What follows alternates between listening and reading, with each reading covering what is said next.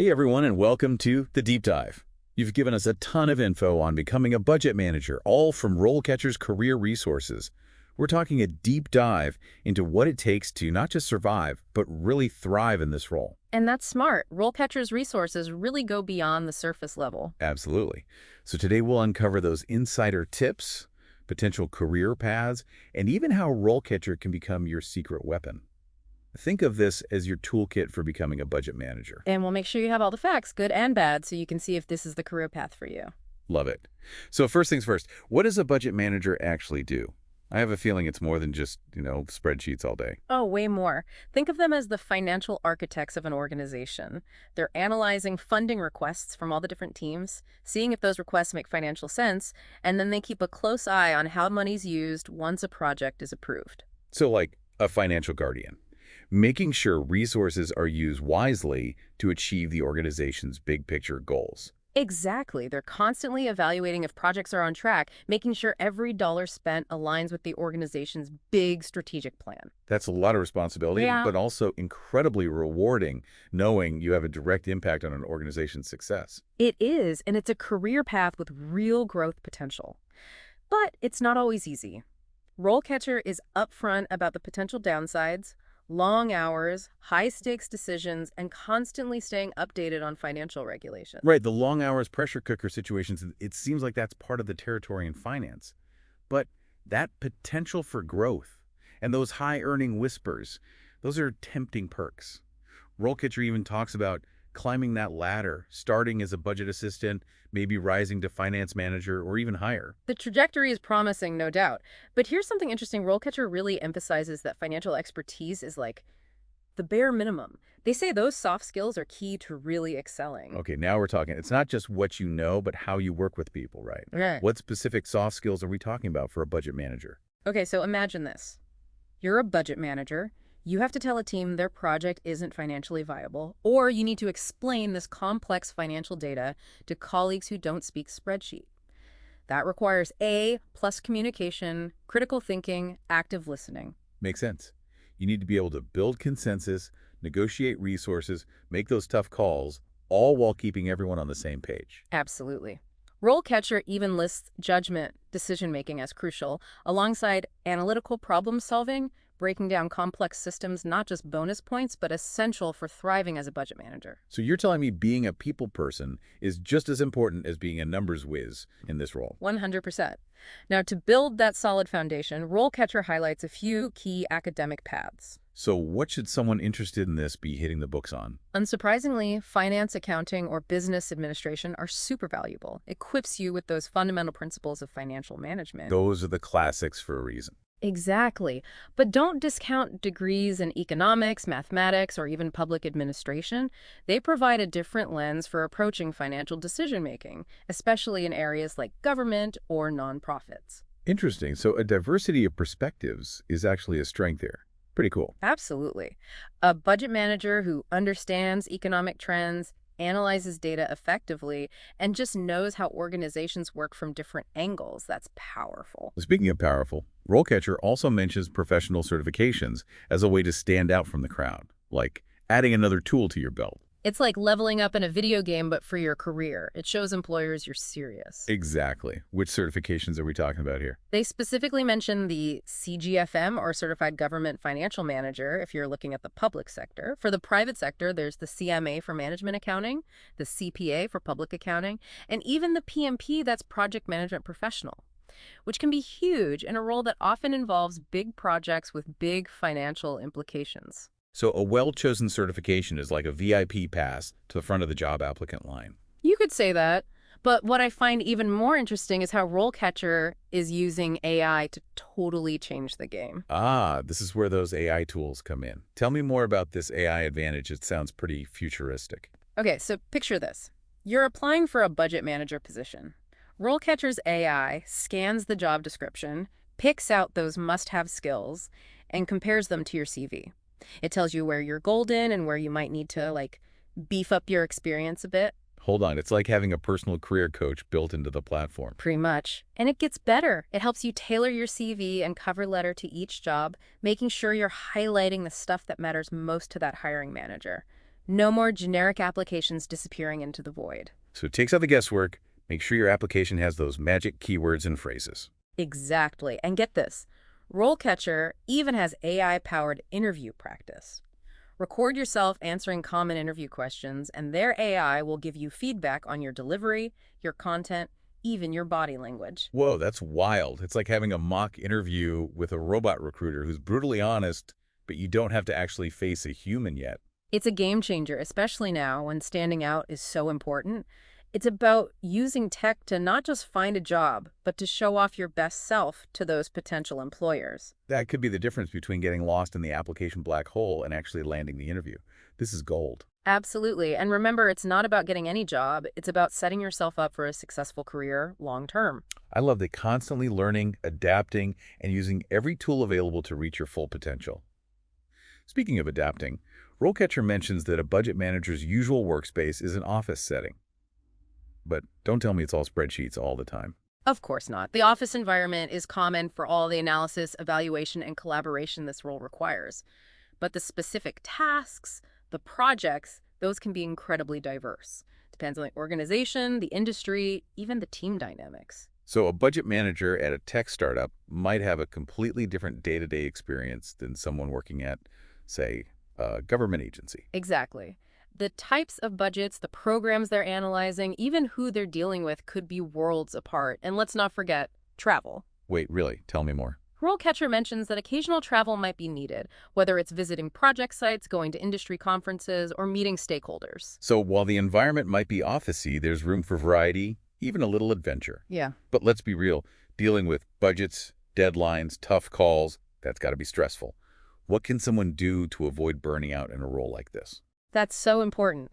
RoleCatcher doesn't exactly give stress management tips in this guide, but they do highlight strong time management, being able to prioritize, delegate effectively, creating a work-life balance that's huge for any demanding job, especially one with big financial responsibilities. That's good advice for life in general, but it makes perfect sense here. Absolutely. And remember, it's okay to lean on your support system colleagues, mentors, even professional coaches. Having that support is crucial. It's true, asking for help when you need it is a strength. But before we get too deep into the potential downsides, let's talk about the flip side. What are some of those, non-monetary rewards that might attract someone to this?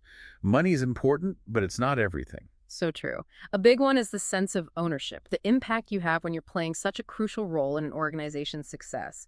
Budget managers are right there on the front lines, making decisions that affect the bottom line. It's about seeing your expertise translate into real results. That's got to be really satisfying, knowing you're not just balancing the books, but actually shaping the direction of an organization. Exactly. And the intellectual stimulation. Budget managers are constantly analyzing data, looking for trends, solving problems. It's perfect for anyone who loves to use their analytical skills. It's like being a financial detective, Right. uncovering those hidden patterns and then using them to make smarter decisions. Exactly. And beyond the intellectual challenge, you have the chance to connect with people from every corner of the organization. Oh, right. You're not just siloed away in a finance department, never seeing the light of day. No way. You're Mhm. collaborating with colleagues from every level across different teams and functions. You get to see how everything works, build those relationships, learn from so many different perspectives. So it's not just about managing money, it's about managing relationships, building consensus, becoming a trusted advisor within an organization. It's a very human-centered role, even though it's about numbers. Exactly. And that human element often leads to chances to develop your leadership skills. As you move up, you might find yourself leading teams, mentoring junior staff, maybe even running a whole finance department. So there's a clear path for growth, not just in terms of your title and salary, but also your leadership abilities. Absolutely. Now let's zoom out for a second, big picture here. RoleCatcher mentions that the job market for budget managers is looking pretty strong. High demand for people who can analyze financial data and evaluate how effective different programs are. So it's a good time to be a budget manager, or at least to be thinking about this path seriously. Absolutely. Things like globalization, how fast technology is changing, and just how complex it is to run a business these days. All of that means there's a real need for skilled budget managers. It's interesting how technology plays both sides, right? We have automation and AI potentially changing how budget management works, but then tools like RoleCatcher are using that same tech to empower people and help them navigate their careers. It's a really interesting dynamic, just shows how important it is to be adaptable and to never stop learning. Speaking of which, RoleCatcher mentions the benefits of specializing within the field. They don't give specifics, so maybe we can brainstorm some potential niches. Okay, brainstorming time. What are some areas where an aspiring budget manager could really make a name for themselves? Well, one path is industry-specific budgeting. You become the expert for, say, healthcare, government, tech startups. Hmm? Each industry has its own financial quirks and challenges, so that knowledge is valuable. That makes sense. It's like becoming fluent in a particular financial language. Exactly. Another option is specializing in a certain part of the budget process. Instead of doing it all, you might become the master of forecasting, cost analysis, risk management. Larger companies often need that focused expertise. So it's about finding your niche within the world of budget management, becoming the expert in a particular industry, skill set, or even a type of organization. Exactly. Figure out your strengths, what excites you about this field, and then line up your career path with those things. Love that. Finding a path that's both challenging and fulfilling. Couldn't agree more. Now let's switch gears a bit and talk about something that can be a bit nerve-wracking, the interview process. Luckily, RoleCatcher gives us some good insights into what to expect, even some common questions so you can practice. Okay, give us a sneak peek. What are some of the questions a hiring manager might throw your way? One common one is, how do you prioritize budget allocation? Ooh, that's a good one. Gets right to the heart of how a candidate thinks about resources and tough decisions. Right. It's your chance to show off your understanding of strategic planning, risk management, and how to align those financial resources with the big goals. A good answer goes beyond just, I'm good at prioritizing. Give concrete examples, a clear process. So be ready to tell a story. What else might they ask? Another one is, can you describe your experience with creating and managing budgets? That one seems pretty straightforward. It is, but it's your time to shine. Highlight those technical skills, budgeting tools, software, your ability to build accurate, realistic budgets, and your track record of managing them well. Come armed with specifics, types of budgets, tools you've mastered, and the impressive results you've gotten. Exactly. Numbers talk in this field, so quantify your accomplishments. Did you save the organization money? Did you catch a mistake that prevented a financial headache? Those are the stories that'll make you memorable. Show them the receipts, right? Okay, what else? How do you ensure compliance with financial regulations and policies? Is a big one, especially in fields with a lot of regulations. Oh yeah, compliance is no joke. You don't want to mess around with that. Nope. This is where you show off your knowledge of the rules, your commitment to ethical behavior, and your ability to set things up so everything's above board. So it's not enough to just say you know the rules you have to show how you've actually applied them. Exactly. Be ready to talk about any challenges you've faced and how you handled those tricky situations. It's about showing you can solve problems and keep things squeaky clean. Like they say, trust but verify, and be able to prove you can walk the walk when it comes to compliance. What else do they ask? How do you handle unexpected expenses or changes in the budget? Ooh, that's a good one. Because, let's be real, no budget survives contact with the real world without a few surprises. Exactly. This question is all about seeing how adaptable you are, how you think on your feet, and how you handle those curveballs. So, be ready to share a time when you had to make a change to a budget because of something unexpected. Absolutely. Highlight your ability to assess the situation, come up with solutions, and make good decisions under pressure. It's about showing you can stay calm, cool, and collected even when things get a little crazy. Precisely. Another one that often comes up is, how do you communicate budget information to stakeholders? That's interesting. It goes back to those communication skills, but with a budget-specific twist. Exactly. Remember, budget managers often have to present this complex financial data to people who might not be finance experts. So you have to be a translator, taking those numbers and making them understandable for everyone. Yes. And tailoring your style to different audiences. Your approach for senior management might be different than how you talk to team members who are less familiar with all the financial jargon. It's about being a financial storyteller, using data to paint a clear picture. I love that analogy. It really gets at what effective communication is in this role. Okay, so be ready to share how you've communicated budget info to different people, the methods you've used, and any feedback you've received. Absolutely. And another one you might get is, how do you evaluate the success of a budget? That's a great question. It's not just about staying within budget. It's about whether the budget actually helped achieve goals, right? Exactly.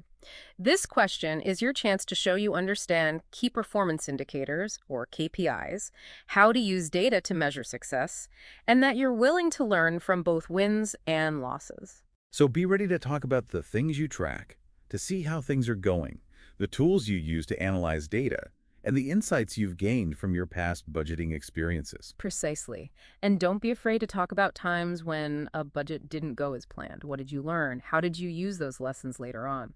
It's all about showing that you're always learning and growing. Exactly.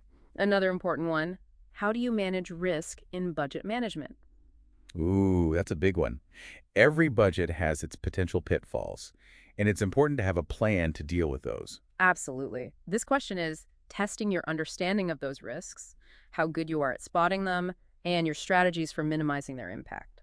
So be prepared to talk about the types of risks you've encountered before, how you analyze those risks, and the steps you took to keep things in check. Exactly. And don't shy away from discussing times when a risk you identified actually happened. It's about being honest, taking responsibility for your decisions, and showing that you learn from every experience, good or bad. Exactly. Another question. How do you collaborate with other departments to create a budget? Budgeting is definitely a team sport. You can't do it alone. Absolutely. This one is about your people skills, your ability to build relationships, and your ability to work well with others, especially when you're making decisions about resources. So be ready to share stories about how you've worked with people from different departments to put together a budget, the challenges you faced, and how you overcame them to create something everyone could agree on. Exactly. Highlight your ability to communicate well, listen actively, and get people on the same page, even if they have different priorities. It's like being a diplomat, but for finances. I like that. Another one. How do you ensure the accuracy and completeness of financial data? That's crucial. Accurate data is the foundation of a good budget. 100%. This question is all about your attention to detail, your analytical skills, and your commitment to making sure the numbers add up. So break down your methods for checking accuracy, the tools you use, and how you make sure nothing slips through the cracks. Exactly. Showcase how detail-oriented you are, your analytical mind, and that commitment to high-quality data. You've got to be a stickler for the details, making sure those numbers are telling the true story. Exactly. And keep in mind, these questions are just a starting point. Right. Be ready to think on your feet, answer those unexpected follow-up questions, and always have specific examples ready to go. Absolutely. And don't underestimate how important it is to ask good questions at the end of the interview. That's right. It shows you're really thinking, you did your research, and you're truly interested. Exactly. It's also a chance for you to gather information, figure out if this is the right environment for you. Now, let's talk about something that everyone wants to know, salary. What's the magic number for a budget manager? What can someone realistically expect to earn? That is the million-dollar question. And I hate to disappoint, but there's no one-size-fits-all answer. RoleCatcher doesn't actually give hard numbers here. Oh, interesting. No crystal ball this time. Not for this one. But they consistently highlight this role as having high earning potential. Okay, so we know it's a well-compensated field, even if we don't have an exact figure. What are the things that might influence a budget manager's salary? Location, location, location. Cost of living and the demand for these skills vary a lot from city to city.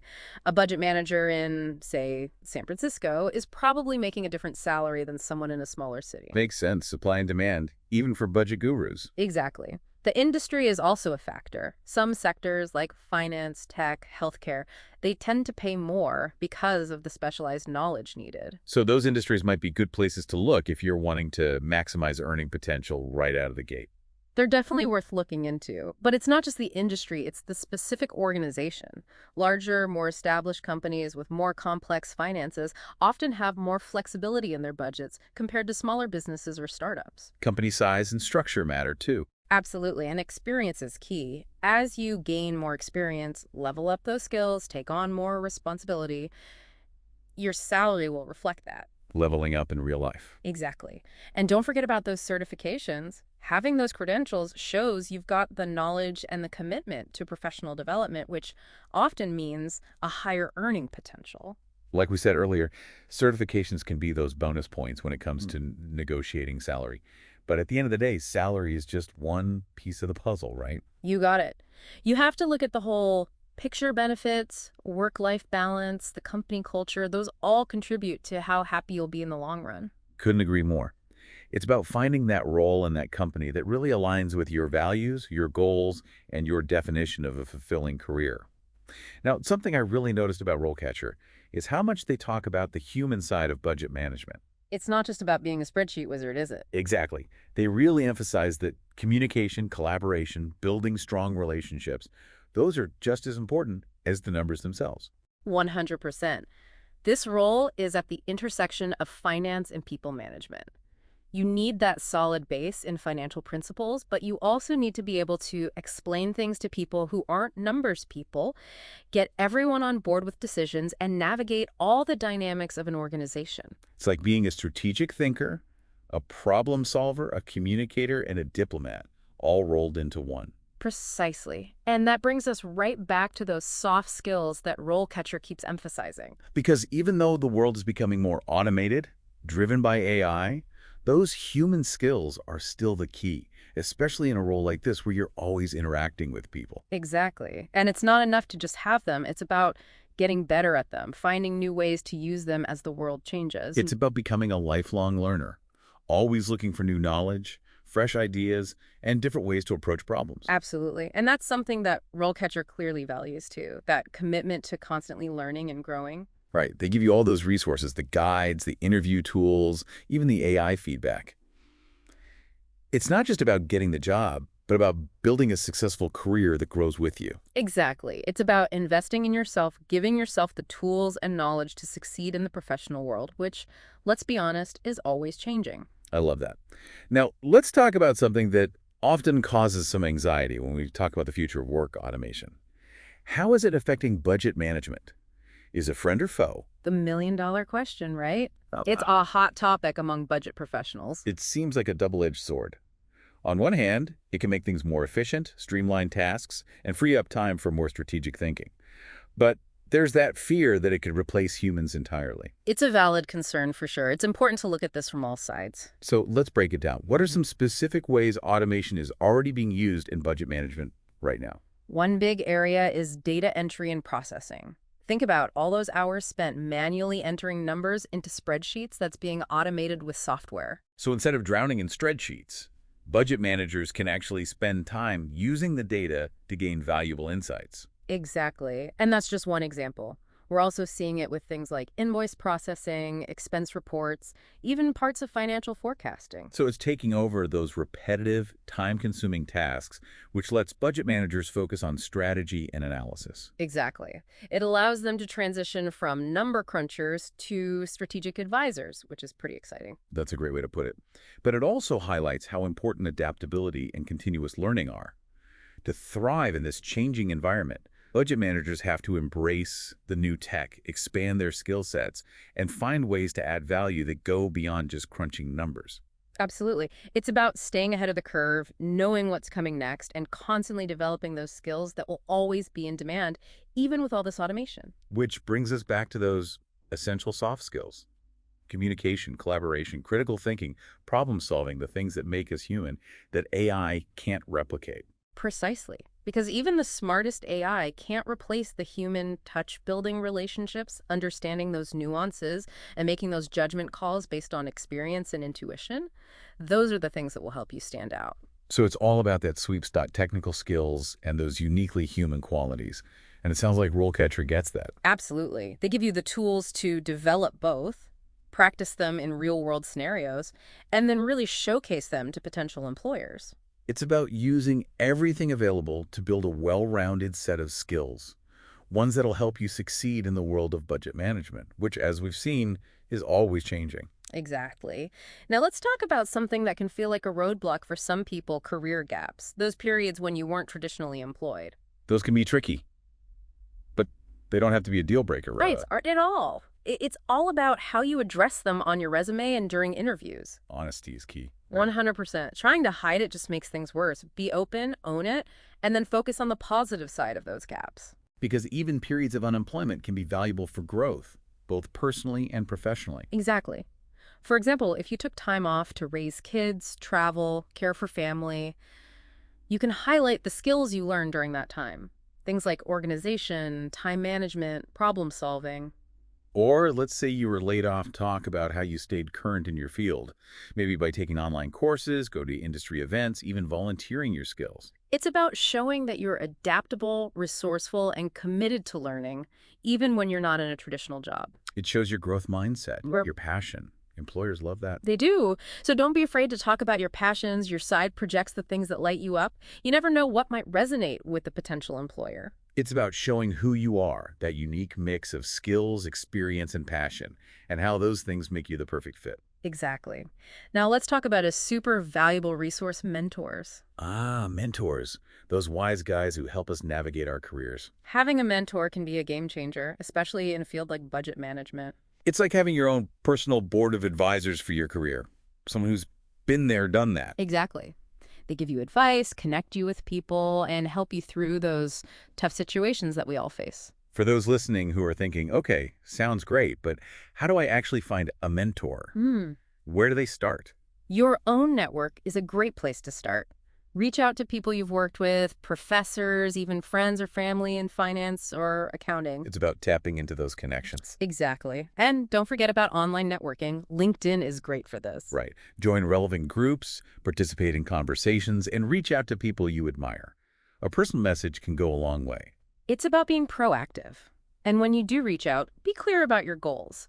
What are you hoping to get out of this mentorship relationship? Right. Come in with a clear vision. Hmm. Are you looking for guidance on a specific project? Hoping to switch careers? Or just general career advice? Exactly. The clearer you are, the better your potential mentor can help. And remember, mentorship is a two-way street.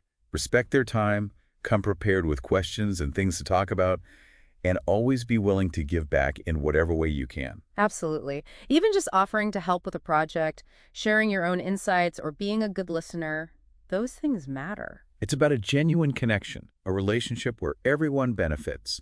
And remember, your needs might change over time, so it's okay to have different mentors throughout your career. Exactly. Finding that mentor is the first step. Nurturing that relationship, being open to feedback, and actually using the advice you get. That's how you really make the most of it. It's about turning that guidance into action. Now let's tackle something that often makes people squirm a little. Salary negotiation. Yeah, it could be awkward, right? Like you don't want to seem like you're asking for too much or like you're going to ruin the whole thing if you bring it up. I get it. It's totally normal to feel that way, but salary negotiation is just a normal part of this whole process. Employers, they expect it, and they often leave some room in that initial offer. So it's not about being greedy. It's about knowing your worth and making sure you're being compensated fairly for your skills and all your experience. Exactly. And there are definitely some ways to make it feel less intimidating. Okay, tell me everything. What are your best tips for negotiating a salary that actually reflects your value? The biggest one, do your research. Before you even think about negotiating, you need to know what's standard. What are other people in similar roles making, especially in your area and your industry? And what's the typical range for this position at this specific company? Right, because if you don't know what's reasonable, how can you even start negotiating? Exactly. Luckily, there are tons of websites that can help with this kind of research. Glassdoorsalary.com, even LinkedIn can give you a good sense of those salary ranges. So get informed. Once you've done that research and you have a good idea of what's out there, what's next. Then it's time to think about your desired salary range. Okay, so what's a good strategy here? Yeah. How do you find that sweet spot? Be realistic, but don't be afraid to aim high. Don't undervalue yourself, but also know that especially earlier in your career, you probably won't get an offer that's way above the average. It's about that balance, finding a range that feels right for your experience level and what you bring to the table, but is also in line with what the market will bear. Makes sense. So Yeah. you've done the research, you know your worth, you have that range in mind. Yeah. When do you actually bring up salary? Timing is key. You don't want to seem like you're only about the money, especially not before they've even decided if they want to hire you. Of course, but waiting too long could mean missing out on getting what you deserve. Exactly. The best time is usually after you've received an actual job offer. Because by then they've already decided they want you, which puts you in a stronger position. Absolutely. And when you do have that conversation, remember, confidence is everything. Be professional, but don't be afraid to be direct about what you want and be ready to explain why you deserve it. Right. It's not just about throwing out a number. You have to make your case and show them that you're worth that investment. Exactly.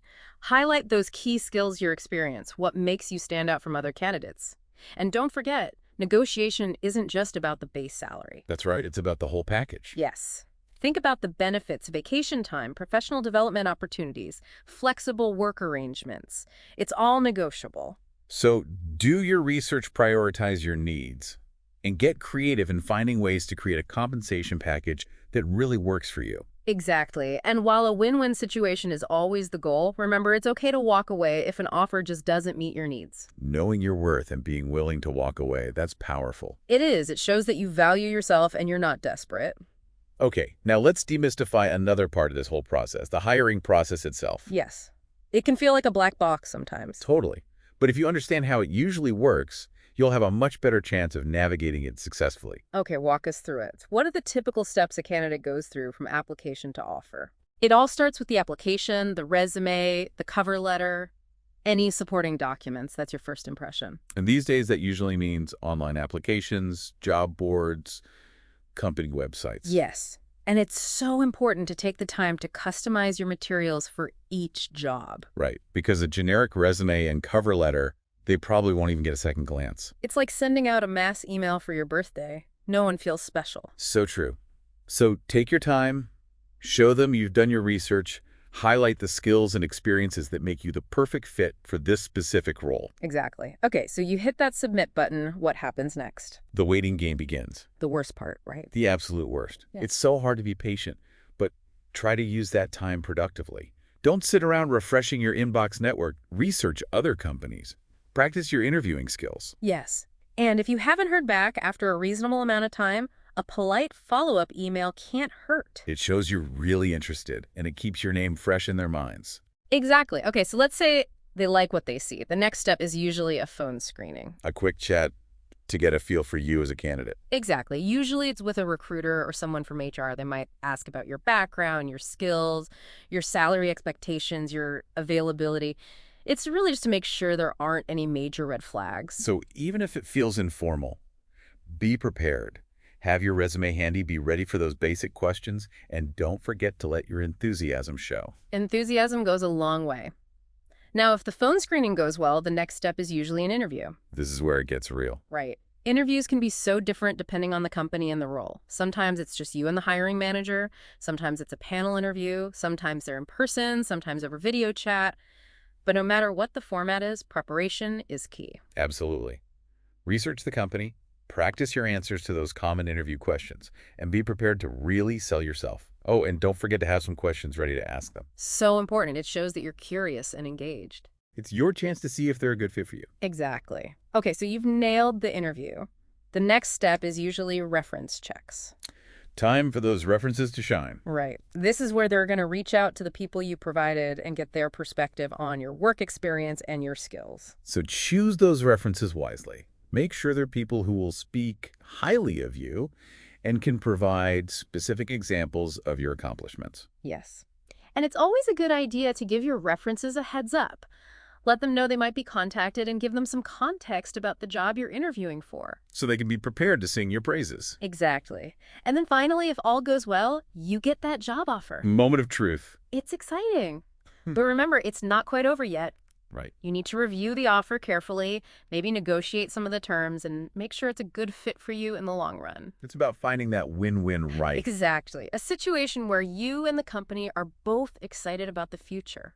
That's the goal. I love that. Okay, so we've talked about finding mentors, negotiating salaries.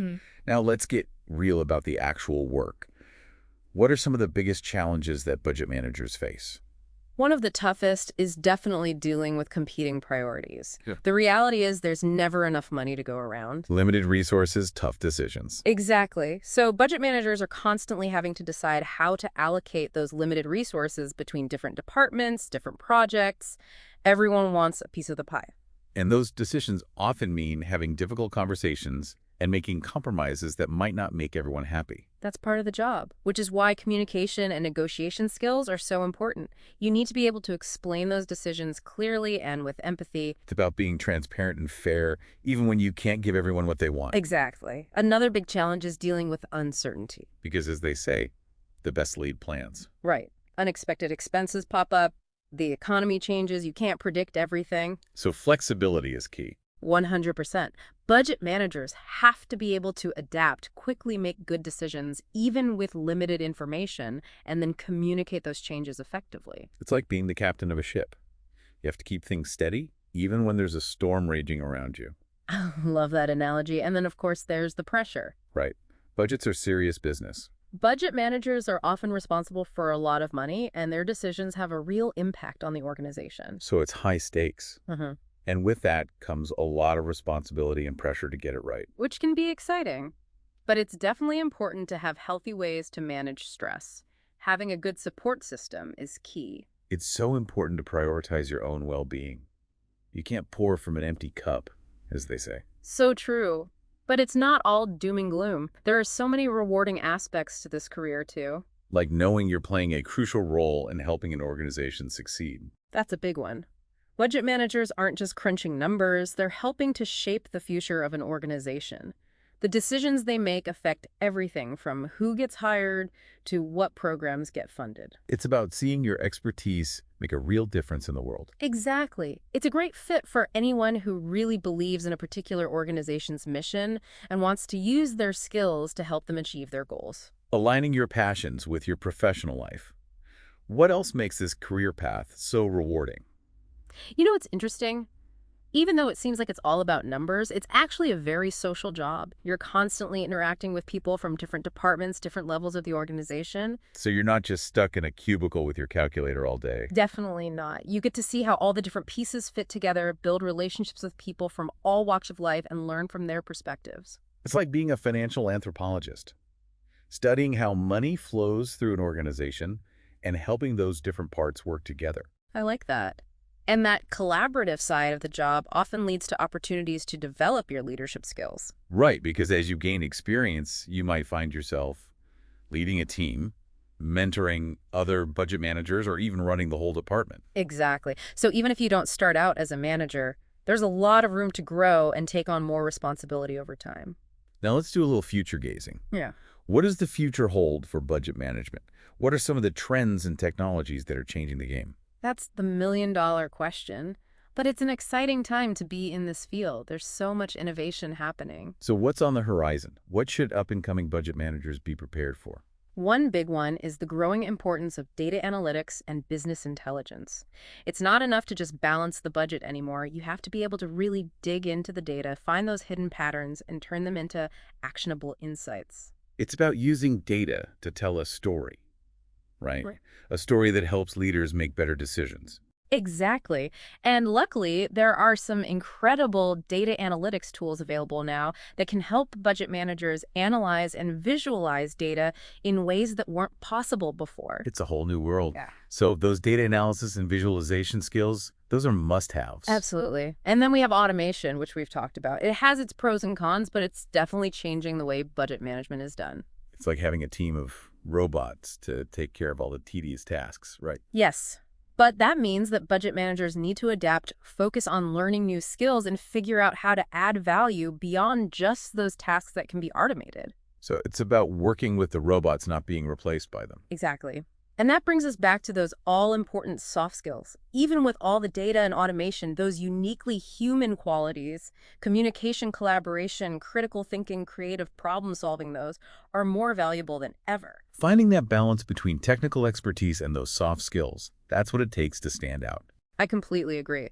Okay, now I want to shift gears for a minute and talk about something that's so crucial for a happy and successful career work-life balance. Yes, the Holy Grail. Everyone wants it, but it can be so hard to achieve. Especially in a demanding field like budget management. Right. The long hours, the pressure. Well, It's important to set boundaries and make time for yourself. it is. And it's different for everyone.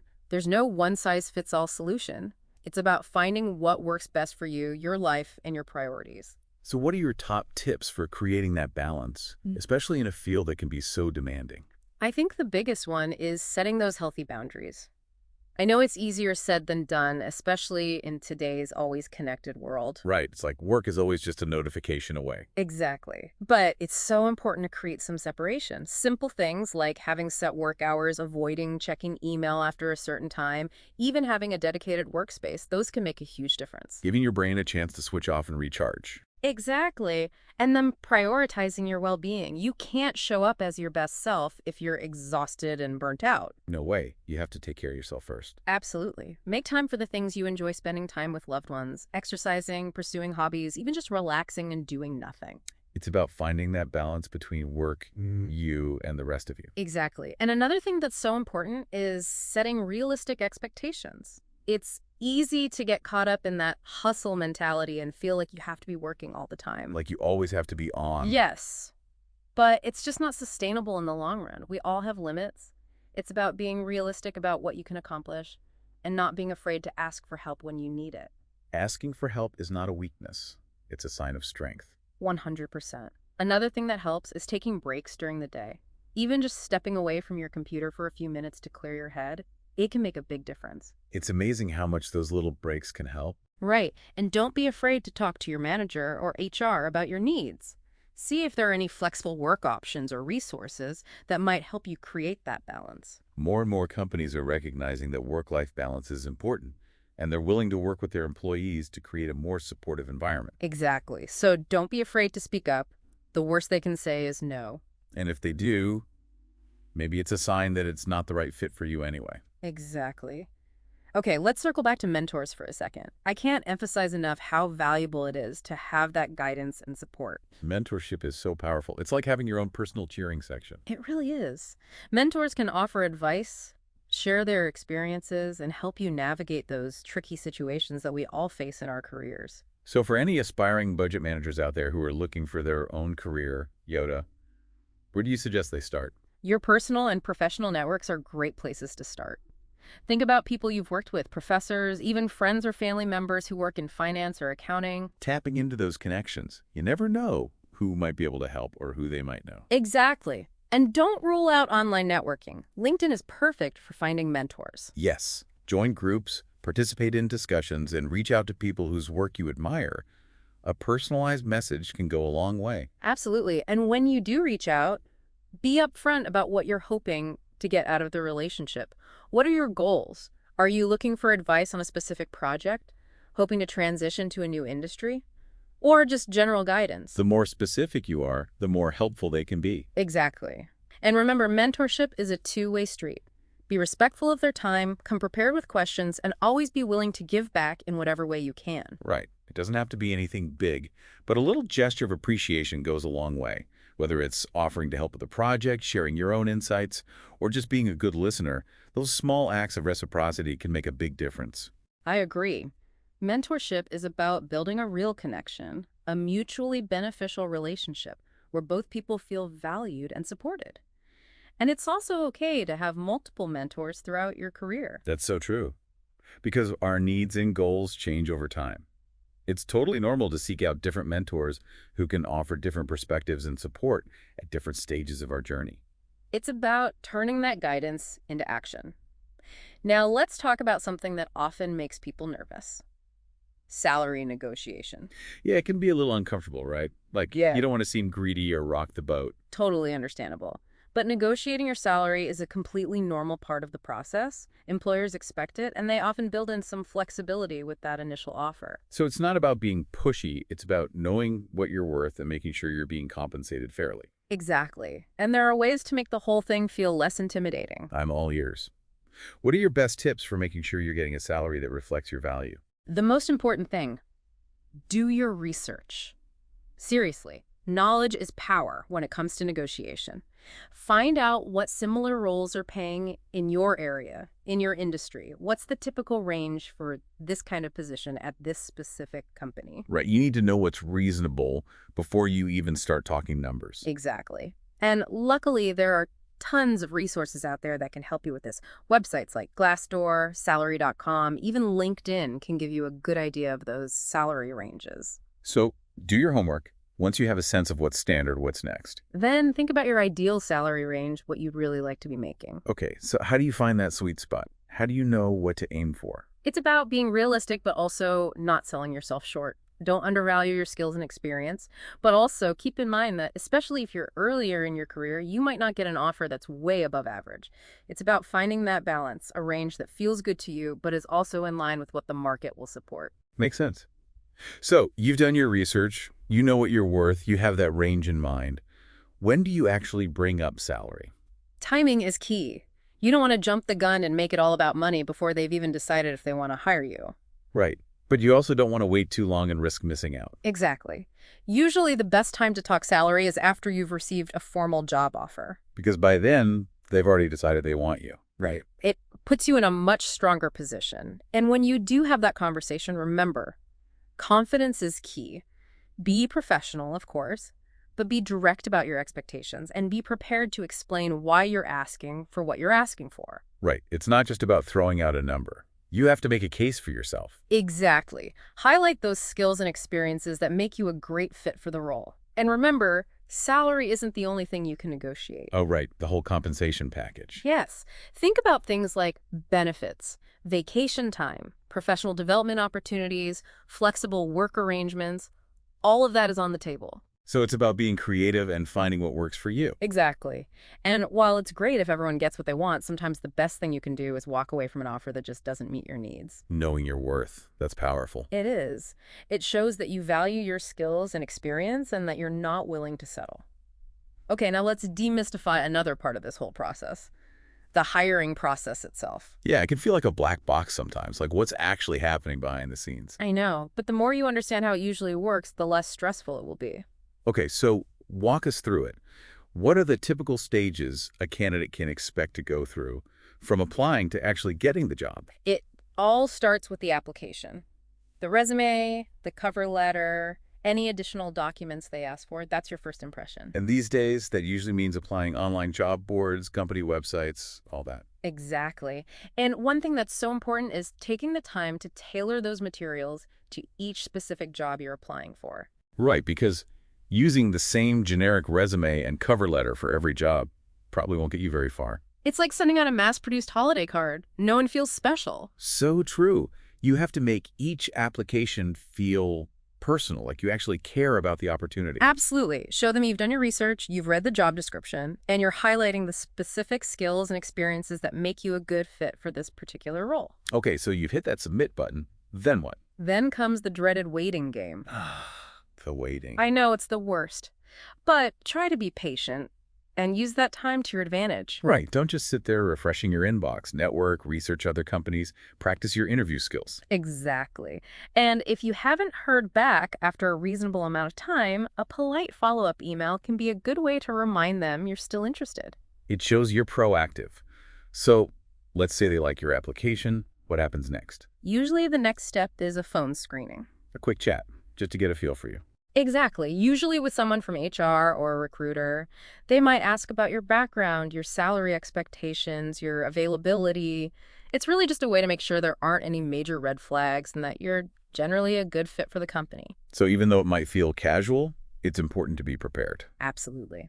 Have your resume handy, be ready to answer those basic questions, and don't forget to let your personality shine through. Enthusiasm is contagious. So you made it through the phone screening. What's next? The big one, the interview. Showtime. Right. And interviews can be so different depending on the company and the role. Sometimes it's just you and the hiring manager. Sometimes it's a panel interview with several people. Sometimes they're in person, sometimes over video chat. So many possibilities. But no matter what, the key is to be prepared. Absolutely. Research the company beforehand, practice answering those common interview questions, and be ready to really sell yourself and your skills. And don't forget to come prepared with some thoughtful questions to ask them. Yes, asking good questions shows you're engaged and curious. Exactly. It's a chance for you to learn more about the role and the company and decide if it's the right fit for you, too. It's like interviewing them right back. Yeah. Okay, so you've crushed the interview. What happens next? Usually they'll do reference checks. Time for those references to do their thing. Exactly. They'll reach out to the people you listed to confirm your past employment, learn more about your work ethic, all that good stuff. So make sure you've chosen people who will speak highly of you. Absolutely. And it's always a good idea to let your references know that they might be contacted so they can be prepared. Maybe even tell them a little bit about the job you're interviewing for. So they can really tailor their responses. And then, the moment of truth, Hmm. the job offer. Fingers crossed. Right. But even then, it's not quite over. Exactly. Always review the offer carefully. Maybe negotiate some of the terms and make sure it's truly a good fit for you and your goals. A two-way street. Exactly. It's about finding that win-win, a situation where you and the company are both happy and excited to work together. Well said. This has been an incredible deep dive into the world of budget management. I feel like I've learned so much. Me too. It's been fascinating to explore this career path with you. A huge thanks to our listener for sending us all this information on becoming a budget manager. And to everyone listening who's feeling inspired, remember, knowledge is power. Absolutely. Do your research, practice those skills, never stop learning, and don't be afraid to go after what you want. And if you need help along the way, remember that resources like RoleCatcher are out there. They can be a game changer for finding a job and building a successful career. Well, that's all the time we have for today, Until next time, happy budgeting. and keep exploring.